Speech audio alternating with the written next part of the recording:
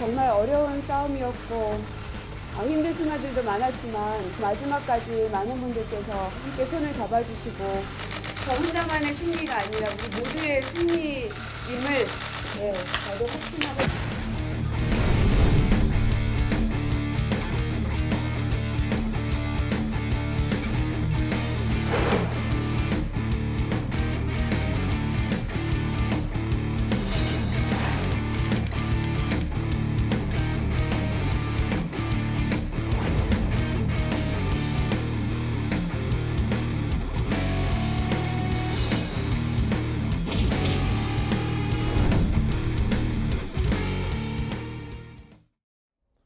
네, 서울 광진을에서 당선된 더불어민주당 고민정 당선인 스튜디오에서 바로 만나보겠습니다.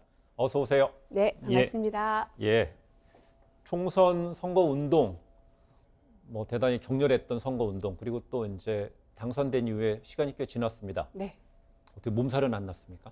다행히도 아프지는 않습니다. 예. 약 같은 걸 좀 드셨나요? 운동하는 동안에는 계속해서 비타민이며 뭐며 버텨내야 되니까 그리고 혹시나 열이 나면은 코로나 바이러스가 아닌가 하고 의심이 될 수도 있는 상황이라 감기조차도 걸리면 안 된다는 그 일념 하나로 몸을 관리를 해왔어요. 아프지 말아야 된다는 압박은 더 큰 스트레스 아니에요? 스트레스가 있었지만 그래도 그것이 우리 광진 주민들을 편하게 하는 길이니까요. 네. 제가 아프고 기침하고 열나고 이러면 그분들한테 피해가 갈 수도 있는 그런 부분이라서 네. 그것 자체가 선거운동이라고 생각을 했습니다. 건강 유지하는 것이요. 네. 그게 유권자에 대한 태도고요. 그렇습니다. 지금 당선된 이후에 네. 당선인이 직접 개봉하세요라는 친전 편지가 지금 많이 오고 있다면서요? 네, 꽤 많이 와 있는데 지금도 아침 저녁으로 출퇴근 또 골목골목 상인분들 네. 만나고 이런 인사를 계속 하다 보니까 아직 그거 다 열어보지도 못했어요. 네. 근데 이제 많이들 와 있습니다. 근데 이제 그중 몇 개를 보면은 네. 이제 의정 활동 같이 열심히 잘 해봅시다 이런 것들도 있고요. 네. 앞으로 많이 기대한다 이런 말씀들도 있었습니다. 혹시 친전 편지 오게 되면 보좌진들 혹시 네. 비서분들이 대신 뜯어서 이렇게 내용을 알려주나요? 아니면 직접 열어보셔야 되나요? 제가 직접 열어봅니다. 그래야 되는 거죠. 네. 근데 이 친전 편지 중에 보면 이해찬 더불어민주당 대표가 당선인들 민주당의 당선인 163명이죠. 그분들한테도 친전 편지를 보냈다고 그래요. 근데 그 내용에 보면 2004년도 17대 어떤 총선 이후에 네. 열린 우리당의 과거 사례를 언급하면서 이런저런 메시지를 많이 던졌다고 그럽니다. 네. 현재 민주당한테 던지는 메시지 어떤 의미가 있을까요? 저희 이제 민주당 해단식을 할 때에도 그런 당부의 말씀을 대표님께서 하셨어요. 네. 무엇보다 우리 당선인들은 어항송의 물고기가 됐다고 생각하셔야 됩니다. 모두가 다 지켜보고 있고 관찰하고 있다는 걸 잊지 말고 늘 몸조심, 말조심 해야 된다는 말씀을 해주셨는데 예. 사실은 굉장히 기뻐해야 될 날이잖아요. 승리를 이끌었던 그 날의 해단식이니까. 네. 그럼에도 불구하고 앞으로 조심하면서 신중하게 또 겸손함을 잃지 말아야 된다는 말씀을 주셔서 네. 이제 처음 정치를 시작하게 된 저로서는 정신이 좀 바짝 들었죠. 그렇군요. 고민정 당선인하면 아직까지 많은 유권자 국민들이요. 문 대통령의 대변인 이렇게 인식을 하고 있지 않습니까? 네. 이번에 보니까 고민정 당선인처럼 청와대 출신 인사들이 20명 가까이 같이 국회에 입성하게 됐습니다. 혹시 선거운동 기간에 네. 이른바 문풍, 네. 문 대통령의 지지하는 여론의 흐름, 문풍의 어떤 영향력, 위력은 어느 정도였다고 좀 느끼신 게 있습니까? 굉장히 거셌다고 생각합니다. 네. 고민정을 문재인 정부 또 문재인 대통령과 떨어뜨려서 설명할 수가 없었어요. 네.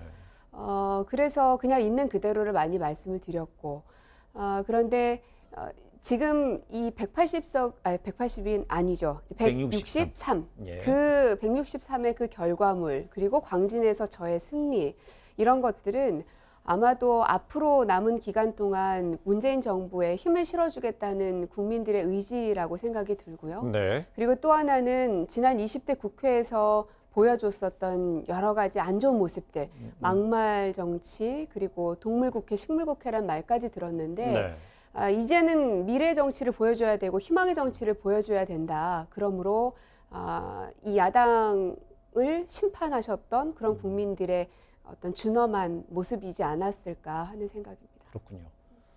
고민정 대변인은 대변인, 부대변인, 대변인 거쳐서 청와대 대략 한 3년 정도 이제 네. 재직을 했는데 청와대에서의 경험이 이번 선거운동에서는 어떻게 영향을 끼쳤다고 스스로 자평하십니까?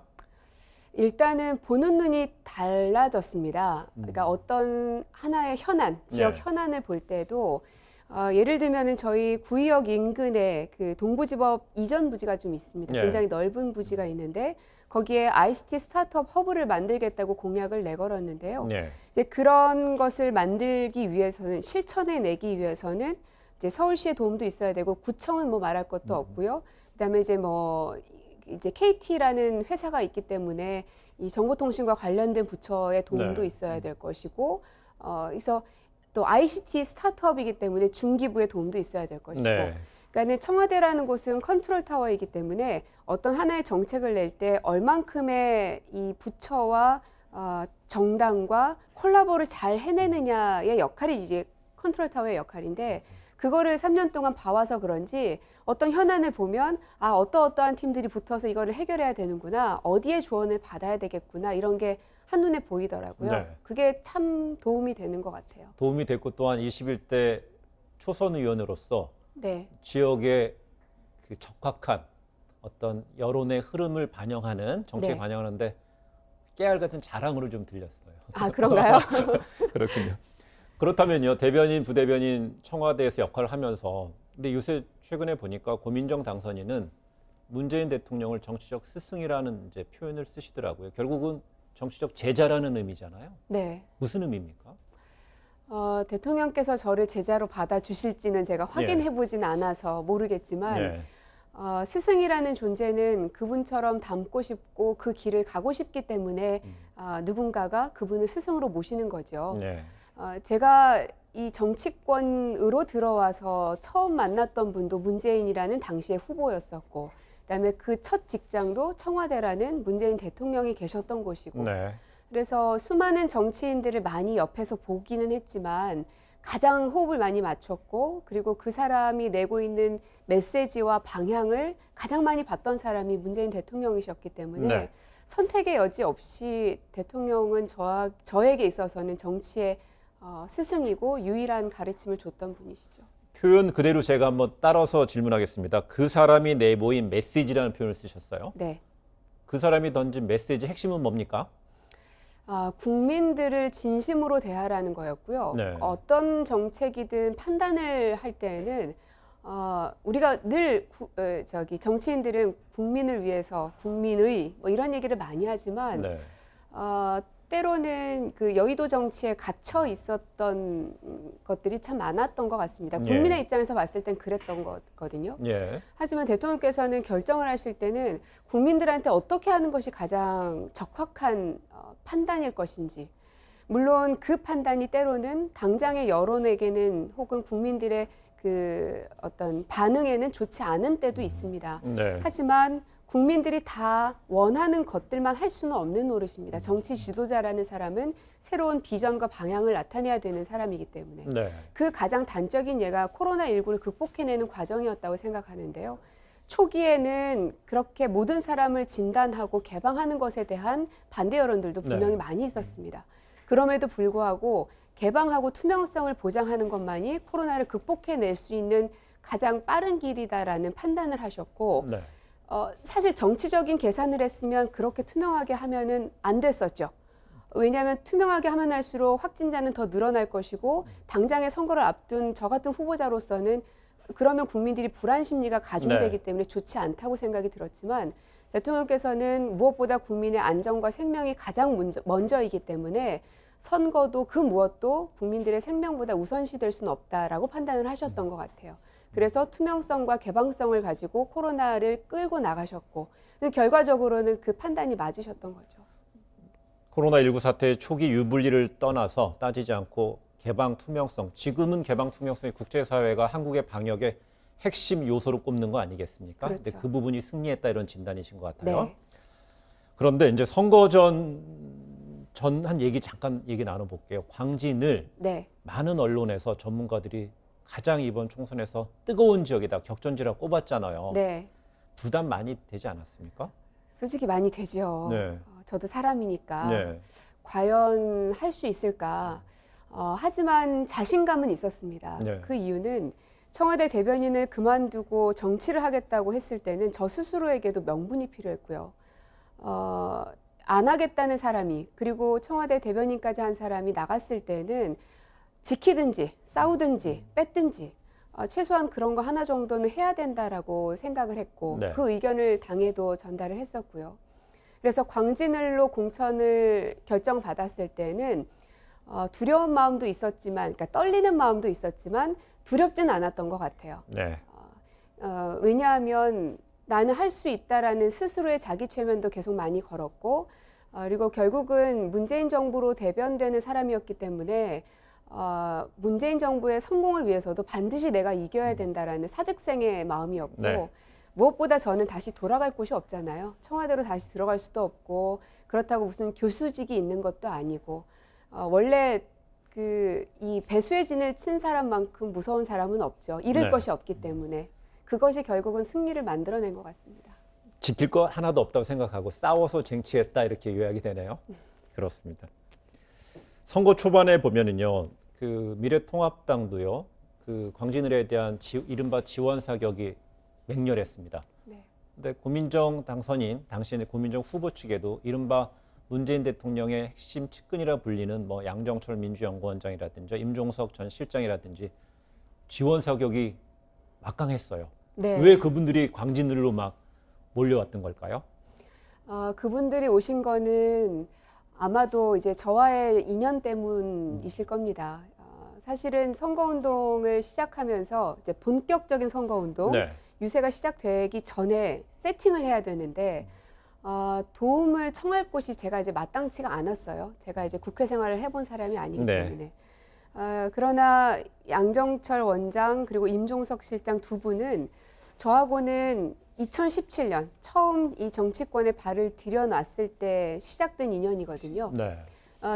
그 문재인 캠프의 비서실장이 임종석 실장이셨고 부실장이 양정철 선배셨고 그렇게 시작이 된 인연이 청와대에 들어가고 나서는 초대 비서실장과 부대변인 역할이었어요. 네.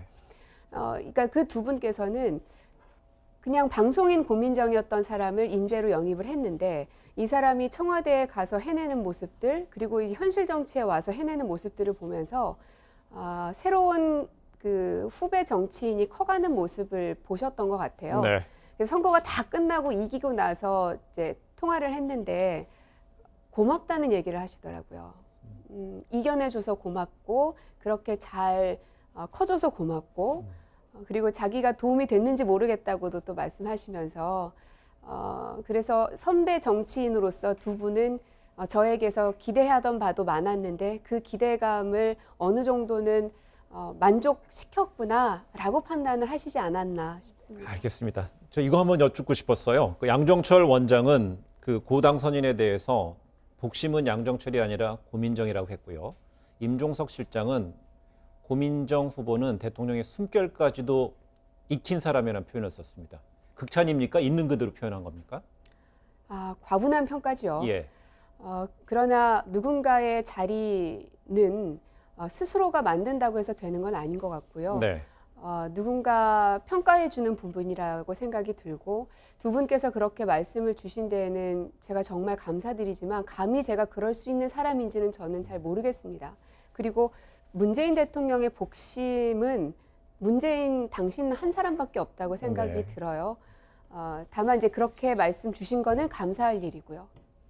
겸양의 지덕으로 겸양의 덕이라고 읽겠습니다. 최근에 보면 후보의 배우자들이 선거운동하는 건 낯설지 않잖아요. 네. 특히나 고민정 당선인의 배우자도 이번 총선 과정에 언론에 상당히 주목을 받았습니다. 네. 왜 그럴까요?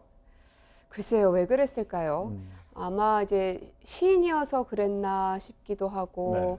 혹은 이제 여자 후보의 남편이어서 그런가 싶기도 하고, 근데 이제 개인적으로는 제가 정치를 하는 거에 대해서 굉장히 반대를 했었던 사람이면서 네. 또 동시에 아나운서를 하면서 또 청와대 부대변인 대변인을 하면서 누구보다 정치적 그 조언 그리고 열띤 토론을 가장 많이 했던 게 또 남편이거든요. 그래서 이제 하겠다고 결심했을 때는 무조건 승리밖에는 목표가 없다. 네. 그 길에 자기가 도와줄 수 있는 모든 것을 다 하겠다. 이런 마음가짐이었던 것 같습니다. 조금 전에 이제 배우자와 그 남편과 열띤 토론도 있었다고 그랬잖아요. 네. 그렇다면 이번에 고민정 당선인 즉 후보 시절의 선거 공약의 1호가 재난기본소득, 네. 재난기본소득 입법화를 약속했잖아요. 네. 이 부분도 배우자와의 열띤 토론 과정에 숙성된 성환된 공약이었나요? 그거는 아니었습니다. 네. 그 이제 선거운동 기간에는 이제 때로 어떤 분들은 누구를 가장 멘토로 삼아서 선거운동을 하셨습니까 하는데 우리 캠프의 특징은 누군가의 그 결정에 따른다는 구조보다는 함께 논의하는 구조가 참 많았습니다. 네. 그래서 이제 캠프에 있는 수많은 참모들하고 같이 논의를 참 많이 했었고 그 재난안전법을 개정하겠다는 그것도 역시 여러 참모들하고 같이 논의 끝에 결정을 했었습니다. 그래서 재난기본소득에서 이제 우리 대한민국의 현 상황에 좀 적용된 것이 그 재난지원금이잖아요. 네. 지금 당정에서는 결국은 전 국민한테 주되 자발적 기부금을 접목시킨 것 같아요. 근데 네. 제1야당이고 또 제1야당이 될 미래통합당에서는 또 반발을 하고 있습니다. 거기에 대해서는 굉장히 실망감을 금할 수가 없습니다. 예. 왜냐하면 정치인의 생명은 약속이고 신뢰라고 생각하거든요.